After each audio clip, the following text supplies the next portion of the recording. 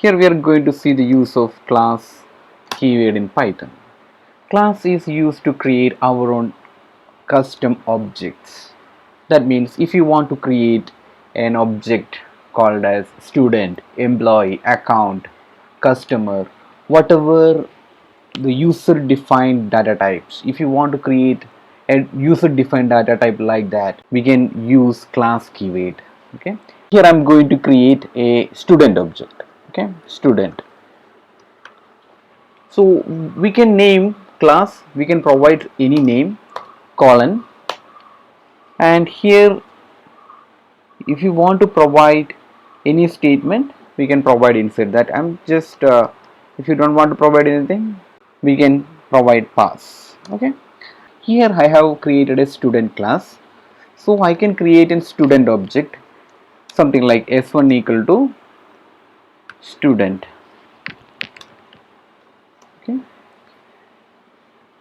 so here I have created a object. So this is the way to create an instance of a class. This actually class is a definition of an object, and this is s1 is an instance of a class or one object of a class. Here we can create multiple. This is one student. Okay, if you want multiple instance of student, we can create something like s2 equal to student. Now we have two student objects. Okay, consider that student has property like name, id, mark, many attribute, right? A student can have n number of attribute. So what we can do, we can provide those values here, maybe like s1 dot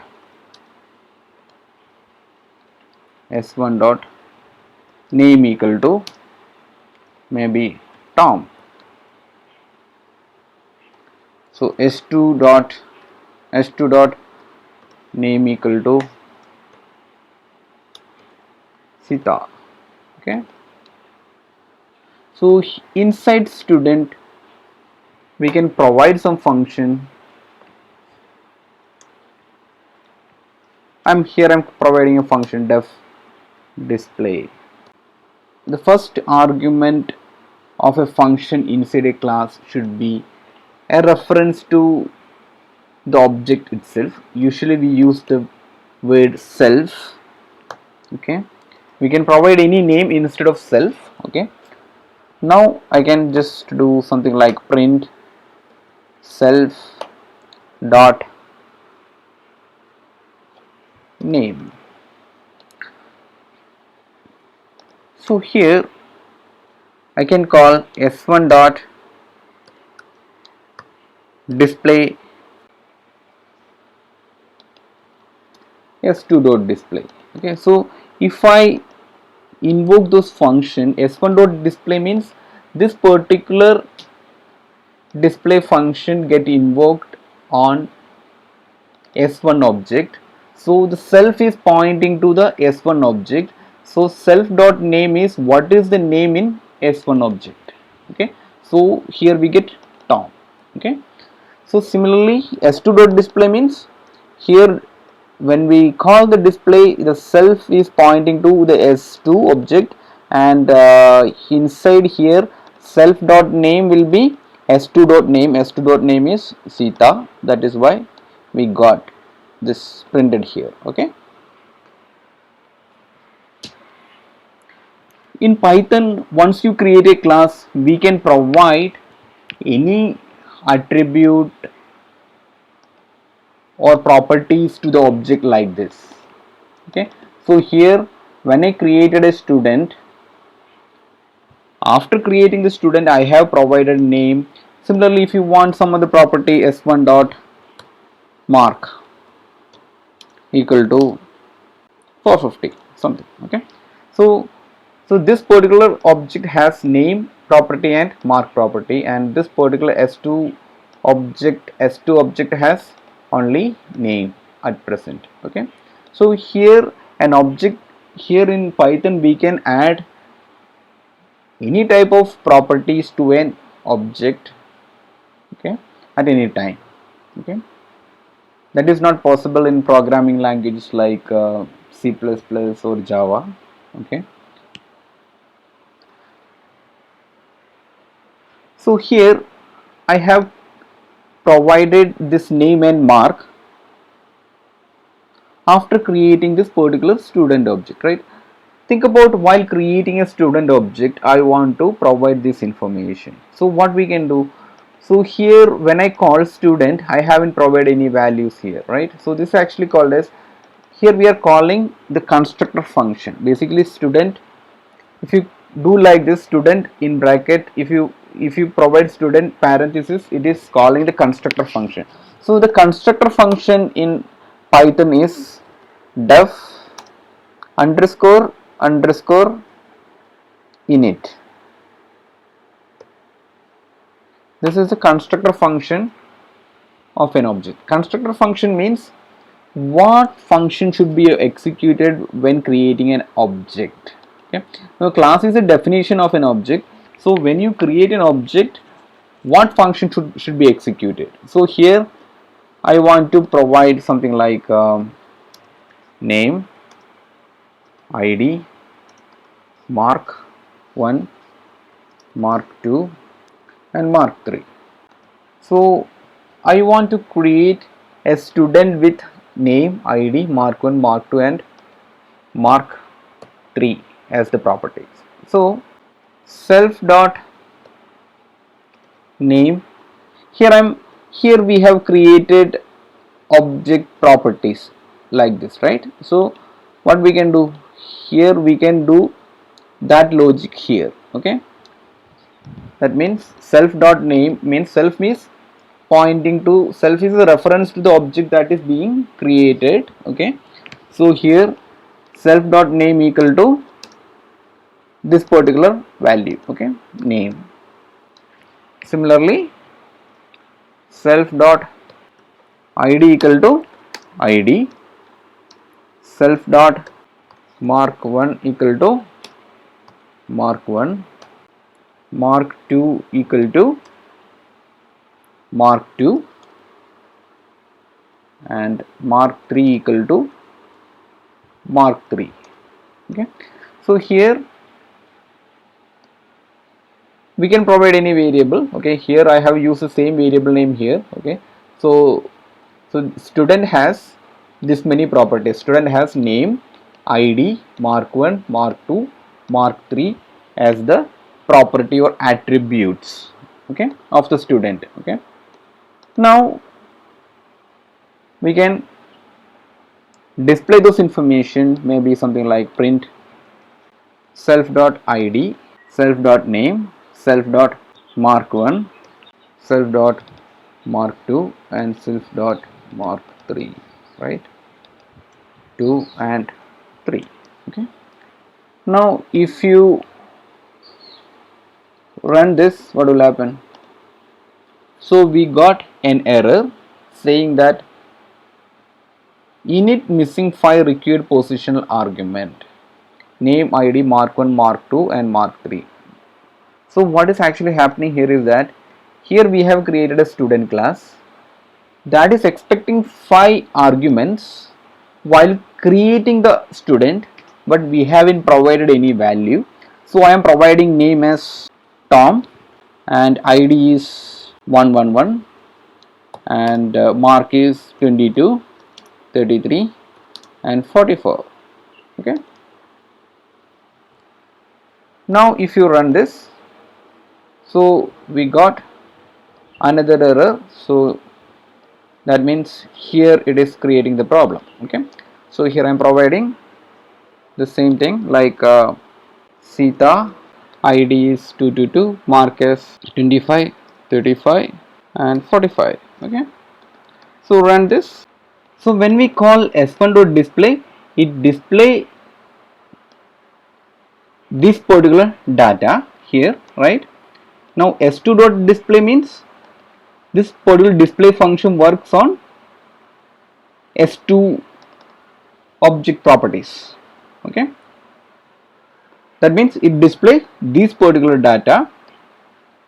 So here we have created two objects, and when we invoke a particular function, it uses that particular data to compute something. Okay, here we have created two student object, and we display their respective data, right? S1 dot display means that particular student data will be displayed. S2 dot display means that particular student's data get displayed here. Okay, I want to have a computation function, maybe like I want to calculate the total mark of a student. What we can do, we can create a function def total. The first argument should be self, that is reference to the object itself. Okay, now this function can return maybe like self dot mark 1 plus self dot mark 2 plus self dot mark 3.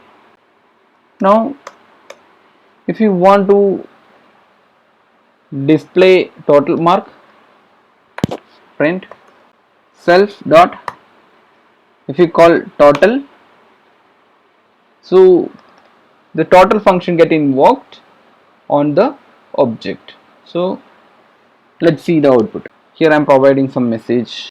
When you run this, here it has printed total mark for the first student, total mark for the second student. Okay, and if you need an average function, we can create def avg or something, some function name. Self is the first argument, and here I want to return the average of the mark. So to get the average, I want to get this particular total, right? So we can call self dot total divided by 3, right? Sorry, 3. Now if you want to print the average, print self dot avg, right? So if you run this, so we get the average as well, right? Average is 33 for the first student, and for the second student object, average is 35, right? Basically we don't need this particular line of code and this line of code. Okay,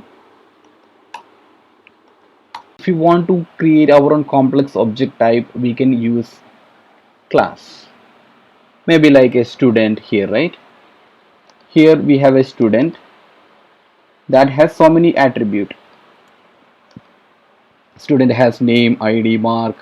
It can have so many information. Student can have so many attributes like branch, contact information, whatever information you think relevant for your student object, we can provide that information here. So when you create a student object, what do you think that is needed for a particular student, we can provide that in the init function. Init function is a predefined function in Python that is called when an object get created. So here when I call s1 equal to student, okay, s1 is a variable equal to a student, here we need to provide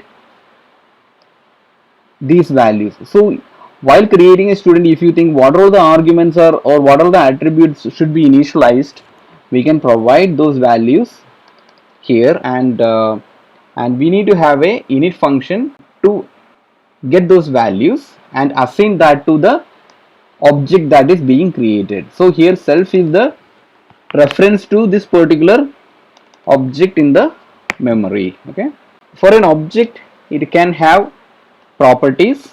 These are called as properties or attributes or member variables of a object, and these are the functions that works on these properties. So here we have 3 instance functions, okay, that work on this particular data. Okay, so in object oriented programming,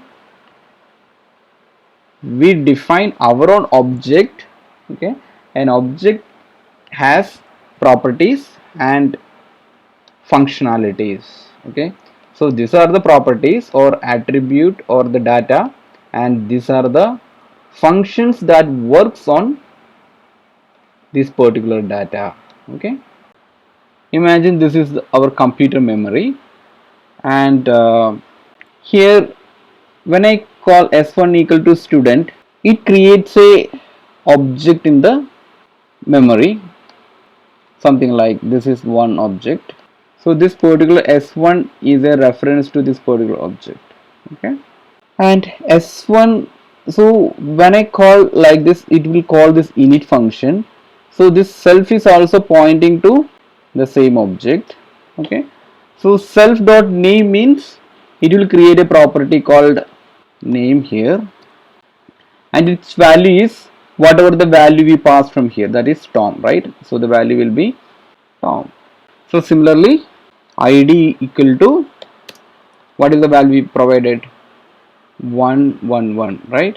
And mark 1 will be another property, its value will be 22, and mark 2 will be 33, and mark 3 will be 44. Okay, so that is what actually happening. So when we call s1 equal to student, we are calling this particular init function. Init function get called once after objects created, and there we are initializing the object's properties, okay, or attributes. Okay, now similarly, if we call s2 equal to student, it creates another object in the memory. So s2 is pointing to that object, and during that time self will be pointing to, while executing this particular line of code, s self will be pointing to that object in the memory. Okay, so when this line number 24 get executed, that time this particular init got executed, that time it is pointing to this object, and line number 25 get executed, that time self will be pointing to this particular object. Okay, now this particular object also has properties like name equal to Sita, id value is 222, mark 1 equal to 25, mark 2 equal to 35, mark 3 equal to 45. Okay, when we call s1 dot display, this particular object's data is used for computation. Okay, and s2 dot display means these functions will use this particular object's properties or attribute for doing the computation. Okay, so similarly, if you want hundreds of student object, we can create 100 object like this, and what student computation you want, we can invoke that particular student object dot what function we want to call, whether you want to call a total function, average function, display function, what function available in your student class, we can call that functions. Here we are binding data and logic together in a single unit or block of code. So that is the concept behind class. The fundamental concept of object-oriented programming is encapsulation, binding both code and data together as a single unit. Okay, and we can provide restriction from outside. So that is the fundamental concept of object-oriented programming. We'll be discussing that in upcoming videos in detail.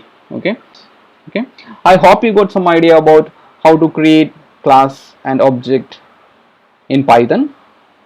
Thanks for watching this.